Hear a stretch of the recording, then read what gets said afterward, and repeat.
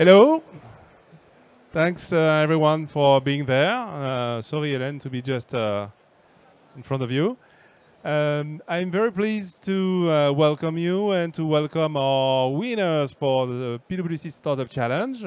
As you see, we should have the panelist name that should appear sometime, or maybe not. So I'm Thierry Picq from PwC, and I have the great pleasure to introduce you to this panel. A lot of people, great startups, great corporates. And so we are running for 45 minutes. And so we're going to start by asking everyone to present themselves. Obviously, the big corporates will not present Carrefour, BNP, LVMH, because everyone knows them, even if you may need to know them better than that. But I would like to ask Wafa from prisme.ai to present ourselves and what Prism is doing.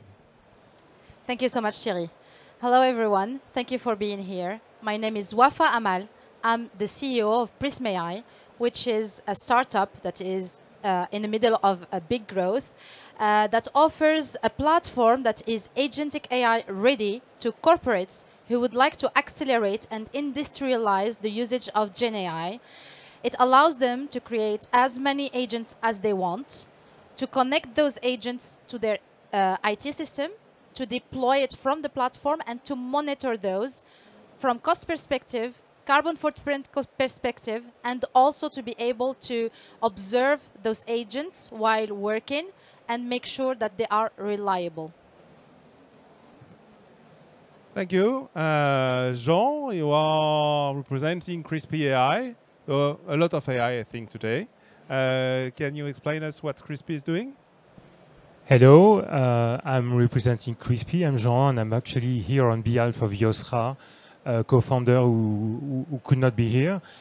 So basically, Krisspy is an application that is going to take your idea, your concept of a digital product or application, and help you through a set of agent who will help you build the application, ask you what design you want, ask you what kind of user flow you want, challenge you on your user stories, your epic, the overall flow and design of the application, and will generate the application, will allow a set of early users to actually interact on the application, to give feedback, and then at the end of the day, will give you a version of the application that can be pushed to your development team, so the dev team can actually put it in production.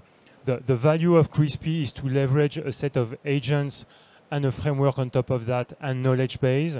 So basically what used to cost 50, 100K and 6 to 8 weeks to go from an idea to a digital product, to do it with 2-3 people in 1 or 2 days for 1 or 2 Ks, and then decide if you actually want that product and what is the feedback. So it's reducing the cost and the time from the idea to a viable application before you actually invest in put it in production. Great to be here. Thank you. Thank you, Jean. You're speaking about costs. We are going to move forward with Joe from Picq, moving on saving cost and increasing business. Thank you, Thierry. So hello, everyone. I'm Joe Trin, CTO and co-founder of Picq. We are solving one of the biggest pain points of retail, which is checkout queues. How do we solve it? It's really simple. We allow customers to transform their smartphone into autonomous checkout system. Through a simple QR code, they can scan whatever they want, an item or whatever they want to buy. They can pay directly on their smartphone, and then they can check out through a secure fast-track lane. Through Picq, and since we launched the app, we have made over 40,000 transactions, and we proved that using Picq, the capacity of the application is over 200 transactions per hour. In comparison, a traditional check lane can make 60 per hour, so it's 3 times faster. Thank you, Joe. Very impressive, and obviously you can meet all the startups on our booth after the talk. Going back to our corporates, Hélène, I will introduce you. Hi everyone, so I'm Hélène Labaume and I'm the Innovation and VC Fund Director at Carrefour. I guess everybody knows Carrefour, but quick reminder, we're one of the biggest retailers in the world, more than 90 billion revenue, and we are in 8 integrated countries and more than 40 countries in franchisee. Thank you, Hélène, and thank you again for being there. I've been part of our jury. Catherine, who are you? Hello everyone, I'm Catherine Tolorenzi. I am in charge of innovation within BVTech for BNP Paribas. So BVTech is the innovation hub of BNP Paribas. So we are working for all entities within BNP Paribas in France and internationally. We are doing some innovation and open innovation, working with startup, and we are also working closely with Plug and Play, which is a VC fund from the USA.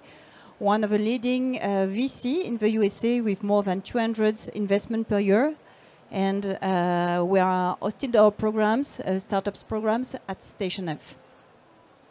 Thank you, Catherine. Gonzague, another small corporate from our jury. Yeah, it's about luxury. So I'm a Chief Omnichannel and Data Officer of the LVMH group. So LVMH, hopefully you know, but maybe you don't know that it's a large luxury group gathering 75 maisons, as we call them, and playing in the very diverse business sectors like fashion and leather good, like watches and jewelry, like wine and spirits, like in beauty, selective retails, etc. So quite a few activities we have within the group. And my main activity is to lead the AI transformation within the group to set the right foundations, the right principles, but also to choose the priority where to implement our solution, to develop those solutions, and finally to ensure the positive impact on the business. Of course, positive financial impact, but also good, important impact on the brand desirability, which is absolutely core to us, and positive impact on our people and the organization. Thanks a lot, Gonzague, for being part of this team too. Last but not least, Augustin. Augustin is a different beast. Not a corporate yet. Yes, not corporate yet, but please explain us what OVNI Capital is. I'm a partner at OVNI Capital. We're an early stage deep tech firm. So we invest in pre-seed and seed tickets of €1 million to €2 million in disruptive startups. About half the portfolio is meant to be located in Europe and the other half in the US. Thank you, and thank you for being there. And as you've heard, Augustin spent quite a long time in the US. Catherine, just want to ask, why is it important for BNP Paribas to work with startups? You spoke about BVTech, but is it the only vehicle that you are using to leverage innovation? And how do you work with these startups? So, yes, it's very important to work with startups for BNP Paribas for many reasons. So first, we are a bank. And as a bank, we are very happy when a startup open an account in our network, and we want to have all the licorn and the next licorn to be BNP Paribas clients. So today, in our retail network, we have many people, more than 100 retail agencies that have dedicated people for entrepreneurs, because you do not finance entrepreneurship as you finance a normal company. So this is the first reason. And we are very proud because today we are really the leader in terms of financing the ecosystem startup, with more than 84% of the next 40 and the French Tech 120, which are clients from BNP Paribas. So you open an account, and after that you will have to be accelerated, and maybe you will go until the IPO, or maybe you will sell your startup, and BNP Paribas is able to accompany you through the whole journey as a startup. So it's the first reason. The second one, you are not able to do everything. So each time when you want to innovate, you have to decide if you want to build something by yourself, or if you want to partner, or maybe just buy a solution. And as Be Up, that is the name of a BVWAC innovation program, is here to accelerate the innovation within BNP Paribas Group. If you want to go fast, you cannot build everything by yourself. So you really have to partner with startup in order to be faster, to be more competitive on the market. And the third reason is also by working with startups, you have some trends, and as we are working with very early stage startup, it gives you some insight about the market. So as we see startup every day, we can see, okay, this is a very new startup. What they are building today maybe will be the reality in BNP Paribas in 5 years. So every year we are doing some trends, so what we call the FinTech transition, where we expose what are the trends in finance, insurance, regulation within the world, in order to make the people aware about what will be the future for the bank. So that are the three main reasons of partnering with startups. Thanks, Catherine. Gonzague, LVMH, as you said, is a great diversity of maisons. You have an accelerator, but how do you handle this diversity that Catherine mentioned? And do you work the same way as Catherine with your accelerator and then pick and choose in the ecosystem? And how do you do that? Well, thank you very much. First of all, indeed, innovation is important to LVMH. For decades now, always innovating has been really at the, I'd say, inside the DNA of LVMH for all the maisons.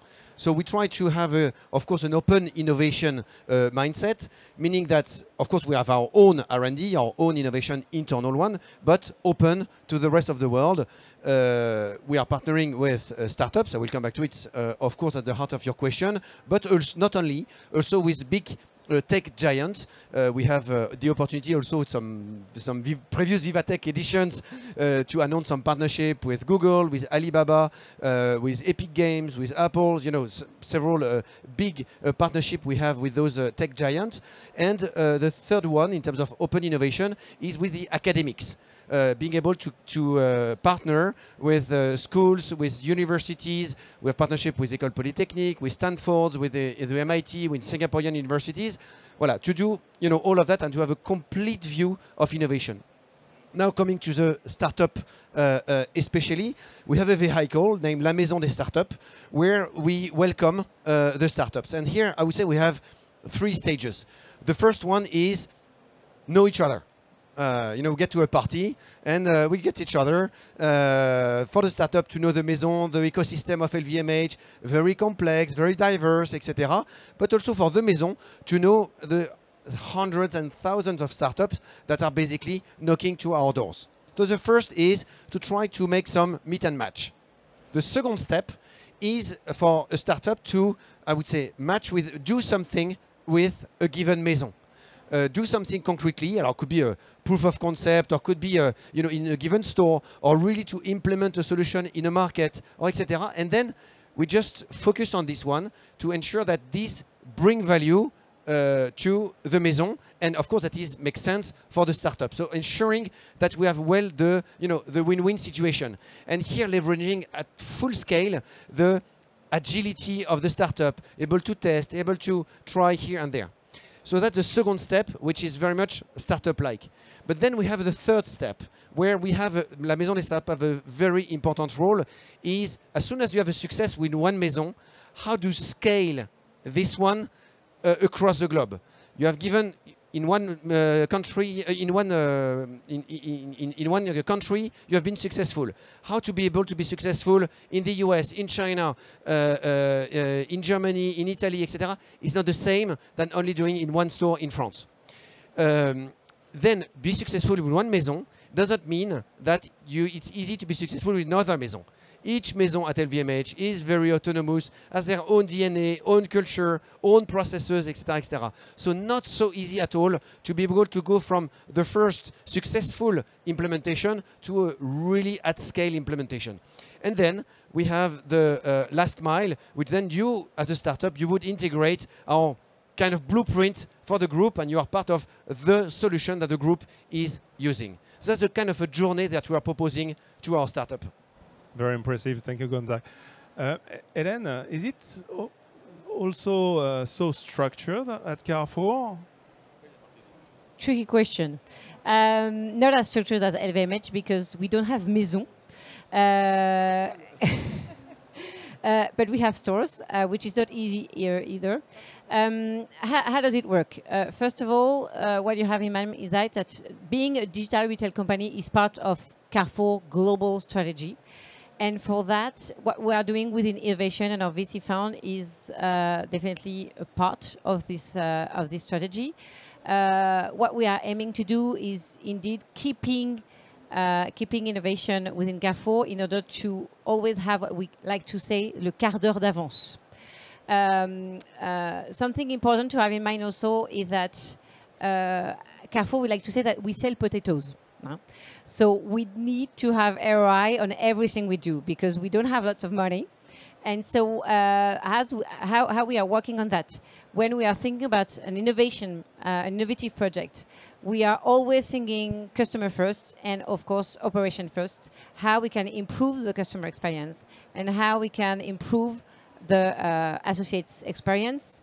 For that, of course, we talked a lot with the business units, the people, because, of course, we see a lot of things in a show like VivaTech or like where we are looking at all what the competitors are doing, but most of the time the pain points and the solutions are within the team and the question are within them. So we need to answer the needs. But we are also here to understand what happens within the markets, and we are doing that a lot through our VC fund, Dastor.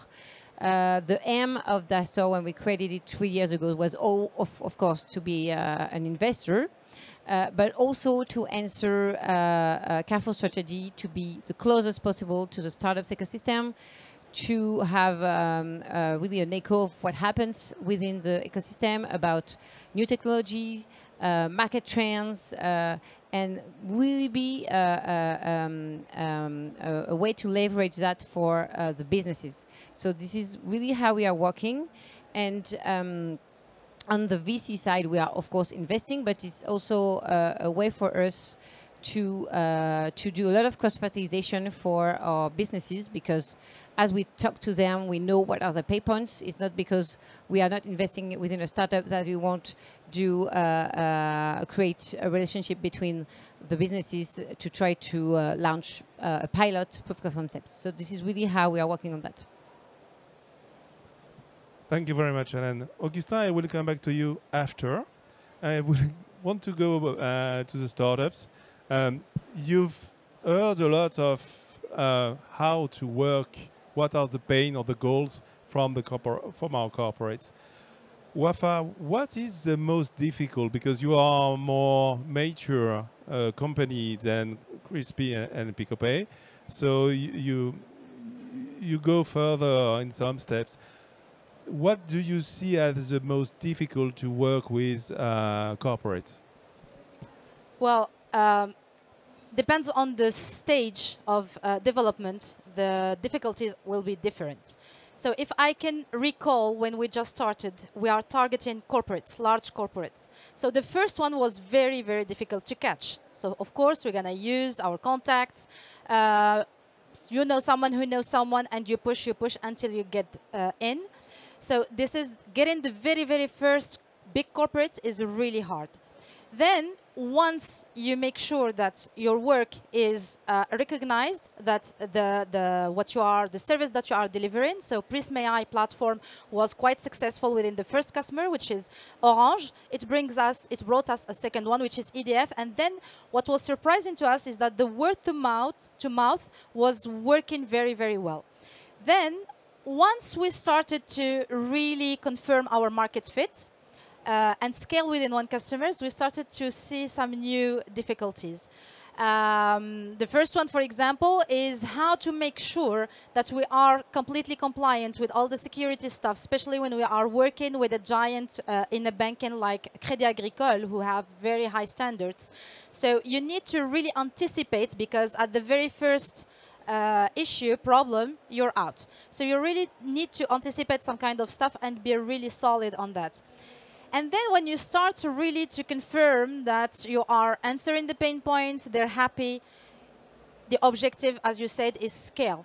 And scale within a group and also internationally. Because one of the reasons why we decided to go after big corporates is because it's one way, one golden way for us to go after a high scalability and high growth, targeting big groups as corporates, so different entities, but also going internationally, which is really, really important for us. So when you get there, you start to go from, well, we've chosen you because you're very agile. You allow us to go very, very fast and to innovate and to be ahead of the market. But now, guys, we need you to slow down and go back to processes and be compliant, etc., etc. So we are right in the middle of this stage, actually, where we are scaling from one entity, which is the headquarters of Crédit Agricole. Sorry for mentioning Crédit Agricole, but they are our first banking customer. To, okay, we want to scale to other entities of the group because you've been successful, but now we need to review all the processes, comply to that, etc. So you need to go from a phase. We have the case also with EDF, where we were bypassing the processes, getting agile. Within EDF, to give you an example, we managed to deploy and be on production within a month. It was the fastest IT project in the history of EDF. They'd never seen that before. And today, what they liked about us, they're trying to say, okay, now we need to process a little bit. So we are in the middle to say, okay, who've been working before within a corporate, who knows the processes? And we're getting back to old, let's say, more traditional stuff. And the real difficulty is to combine those two. Stay agile while complying with those heavy processes sometimes, and find a way in a middle. And then, of course, the other thing that can be difficult is also when you decide to go, okay, today I'm in one market, I want to go and grow within another market. So how to convince the company to trust you, and where an entity like the one that you mentioned, Gonzague, came into play, because the corporate know their culture abroad, they would help us to really adapt, because sometimes it's not because you have a market fit that has been confirmed in one country, two countries, 3 European countries that you're going to be successful in the US. Today, for example, we have one of our main industry customers who would like to bring us to the US, and we are completely reviewing, discussing our value proposition, the way we present it, the way we pitch it, because pitching in the US, convincing in the US has nothing to do with convincing in Europe. So depending on the stage, we will have different difficulties. And as a startup, your job is to be agile and be able to listen and to adapt based on the phase that you are staying in. Thanks a lot, Wafa. Very insightful. Joe, I think that you are exactly in the stage that Wafa mentioned, in the first acceleration, first customer. How was the most difficult to get there? So I think Wafa covered pretty well the scalability and the deployment of a startup and the solution. So I'm going to cover mostly the part of the really early stage of the startup. I think accessing corporate is really challenging. It's not impossible. The biggest handle is not getting meetings with them. This is like quite easy. The most challenging part, I would say, is to reach to the right people who can make the decision and who has the budget authority. So this is the biggest part and the most challenging part of showing your solution to a corporate. And once you reach this person, I think it's really important to show them real use case and real data that you collected by doing some proof of concept. We talked about it. Because once you've done this with concrete numbers and concrete data, you are able to demonstrate a real return on investment and direct gains from your solution to these corporates. Thank you. Jean, you have a long background in entrepreneur, but now with Krisspy is a very young company. So you are the first phase. You seem to have a good traction. How did you do to get such traction? And what is the most difficult when starting an adventure like that? Thanks. Yeah, it's been really well covered, all phases. I think the idea is to have a crisp product market fit to really understand what you're bringing in terms of value. And if you are bringing some value, being sure that the value you bring doesn't come with externalities that are too heavy for a corporate. Typically, I can do this, but you need to change the way you work. You need to have new processes. I cannot deal with your systems. So finding the way to bring value and at the same time just do that and not create, I would say, side effects. And if you can do that at scale, focus on that. And so at the same time, have a very long-term view like we have at Krisspy, which is transforming the way you build application at scale. But at the same time, be very humble about a small thing you can do, validate it, and like you said, Gonzague, then demonstrate that it can be scaled. So think about everything at first, and then you will be able to scale, because as you mentioned it, I've been around a few entrepreneurs' stories, and if you don't think about scaling ahead of time, then your scaling will be much more slow and costly. So it's really about that crispy focus and thinking about the scaling ahead of the game and choosing the right customers.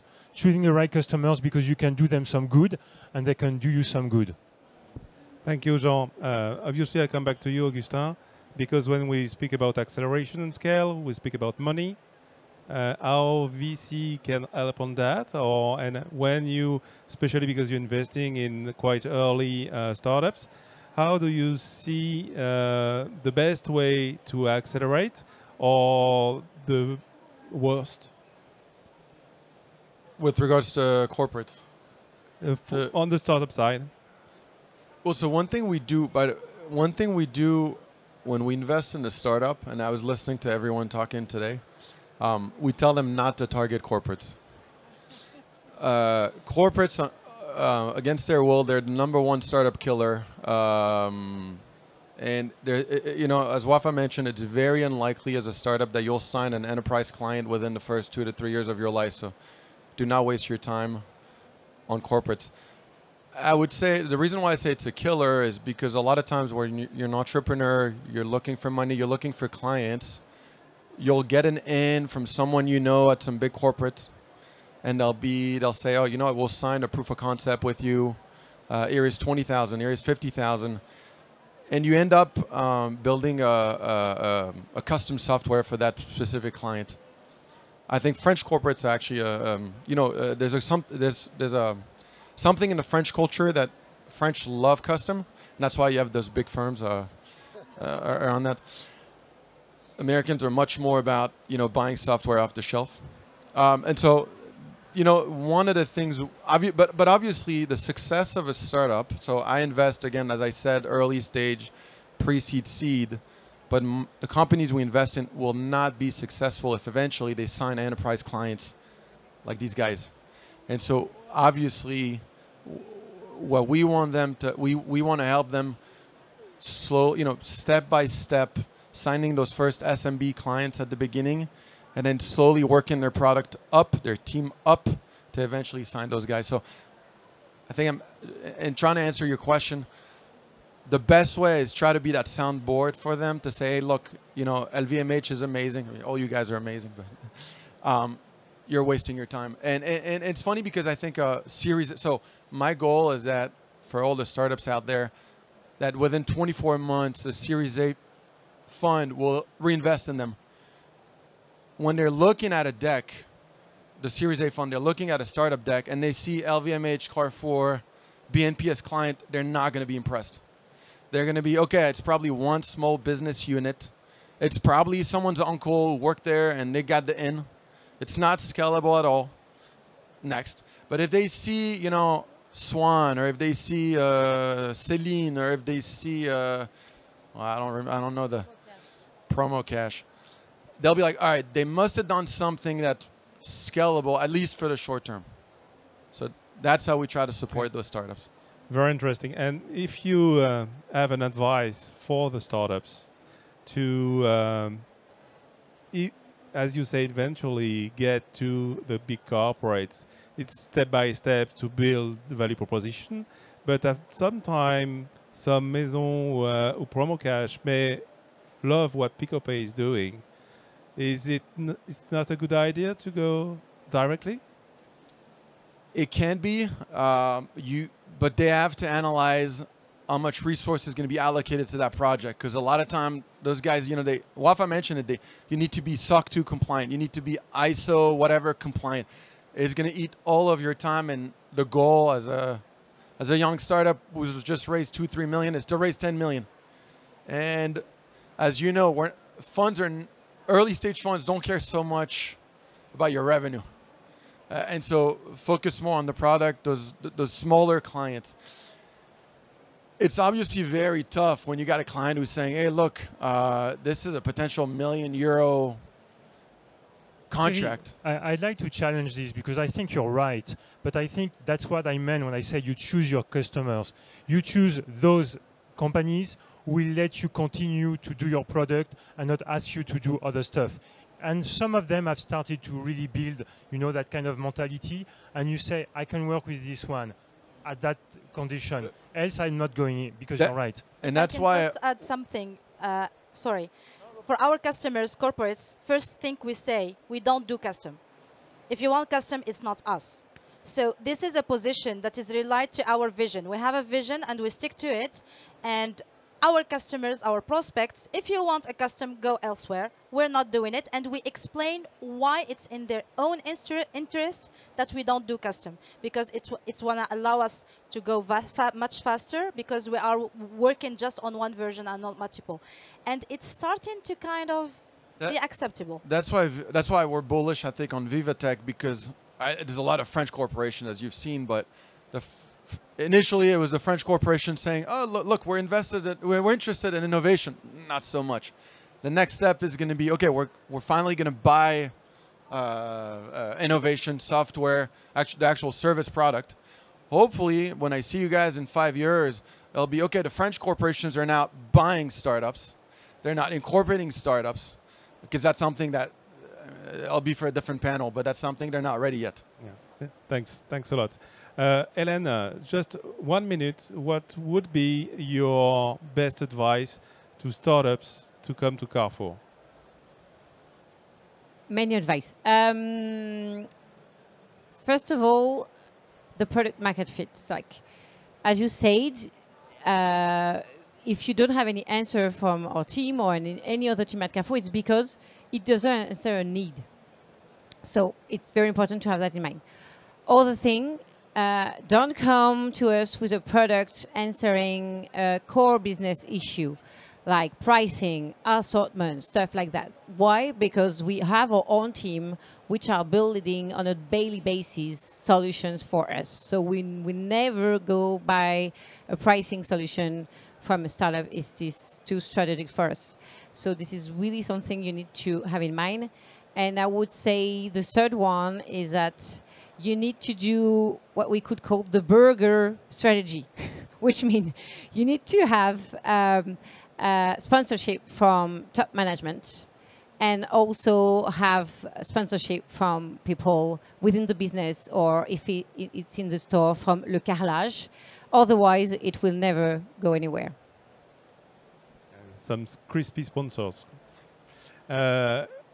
Catherine, 1 minute, the best advice for startups to go to BNPP. Yes, so I totally agree with Augustin. So don't plan to do your business with BNP. You have to look at SMEs, and it's always my advice. I tell them, okay, I can give you some introduction within the group, but if you wait on me to develop your startup, accelerate your startup, it will not be enough. And very often they think that BNP Paribas, it will be great. No, start with SMB. I totally agree with you. But you can work with BNP. Take care of cyber security. It's very important for a bank. So if you have not think about cyber security, security of your IT system, it's not necessary to come to see us. We will not look at it. And the second thing is your data. So you have to, the first question we ask is where your data are stored. Of course, we do not like very much China or the USA. For us, it's important that you are able to work on premise. Most of the system has to be installed directly on BNP IT system. So if you don't think about it at the beginning and you say, okay, I just want to do some SaaS solution because it's a lot of business, it's easy and so on, and I don't want to go on-premise, it will not be the right business model to work with BNP Paribas. Thanks, Catherine. So understand your customer constraints. Yes. Gonzague, one advice, because I said 1, 3, 2, maybe 1. One advice, only one, have a good self-assessment of your maturity. It sounds obvious, but if you are very early stage, then okay, you can work with one maison to have a name on the slide, but it will be difficult. If you are, I would say, step 2, where you have already some products, some things to show, etc., that's great. My advice is stick to one maison, one market, and make a very successful case. LVMH is a very difficult group to work with so many maisons, so many things, and you can lose basically your shirt by just wandering maison by maison by maison by maison, and then you spend all your time just visiting LVMH. It's very fascinating, but it doesn't bring money. And if you are mature enough to go to the third stage, even when obviously it's time to scale, it's time to have a big solution for the group, then of course more than welcome to work with, I would say, the corporate functions, etc. But the right self-assessment of the maturity is a key advice I would like to give. I love that.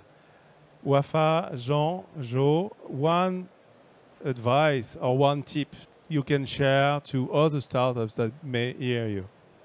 Only one. Wafa. It will be think scale. Always put scale in all what you're doing. It goes from materials, marketing materials. It goes from emails, template emails, to pricing, to the way you conceive and you design the solution. Everything needs to be as much as possible copy-paste. This is the only way to go scale, and it starts really right at the beginning. The second, because I have a second one, it's even if you are in tech, tech goes with human. What our customers love about us, and within EDF we have 5,000 users already, thinking to go to 16,000 users, Crédit Agricole, more than 3,000 users. We are not just in a pilot phase. What they love about us is that the solution go with the human behind. They feel like there are people who are listening to them, who are understanding what their needs are, and they are there in order to react and be. The agility is not only with the tech, it's with the human that are behind it. So tech goes with human and scale, scale, and scale. Love the human part. Jean, one word. Hi. No, one very, very short. I think whether you're at the inception phase or a very large company, be super clear about product market fit positioning, because the acceleration that GenAI brings to everything, processes, organization, everything, makes it super clear to know who you are and what you're delivering even more. So have this super clear and dimension your go-to-market, the people you recruit, the type of customers you want to achieve. I don't think there's a good or a bad thing to do. You have to be, everything needs to be coherent, aligned, and thought through. Joe, your word? Yes, real quick. I think I will join Jean on this tip, and I will address it to really early stage startup or entrepreneur. I keep having discussion with startups who are just overthinking about their ideas and their product. The main focus should be on testing the product on the market and directly get feedbacks from the customer, can be clients or B2B or B2C, because it's from then that you're gonna build the best product. Thanks very much. We are on the timing. It's marvelous. Thanks again for our jury. It was very nice to have this journey with you because we started in February. And all congratulations for our winners. All those 3 winners, so Prism, Krisspy, and Picq are on our booth, so you can visit them, ask them demos, questions. Thanks for joining us, and have a nice VivaTech. Thank you. On va faire une photo. De base, l'équipe est un petit peu plus sympa.